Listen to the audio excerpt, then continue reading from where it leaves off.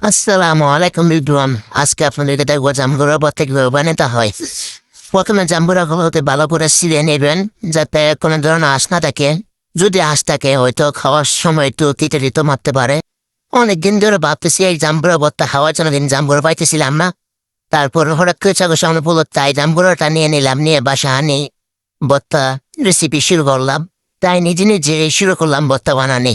জাম্বুরাটা অনেক ভালো পড়েছিল, অনেক লাল ভিতরে। তারপর গাইস, যদি আপনারা মরিচ খেতে পছন্দ করেন বা জাল খেতে পছন্দ করেন, তাহলে লাল মরিচ চুলার ভিতরে পুরাইয়া নিবেন ভালো করে। তাহলে ভর্তাটা আর অনেক টেস্ট হবে। দেখতে তো পাচ্ছেন কিভাবে পুরাইতেছি। আসলে এইরকম জাম্বুরা ভর্তা খেতে অনেক মজা, অনেক টেস্ট। যদি আপনারা অতিরিক্ত মরিচ জাল খেতে পছন্দ করেন, তাহলে আপনারা আরো 5টা 6টা 7টা 8টা এরকম মরিচ নিয়ে পুড়িয়ে নিতে পারেন। তারপরে আপনারা যা করবেন, ভালো করে মিক্স করে নেবেন মরিচগুলোকে। তারপরে সুন্দর করে হাত দিয়ে ভালো করে মিক্স করবেন। তারপরে একটু লবণ দিবেন। যদি কেউ জাল খেতে পছন্দ না করেন, তাহলে একটু চিনি দিতে পারেন অল্প পরিমাণে।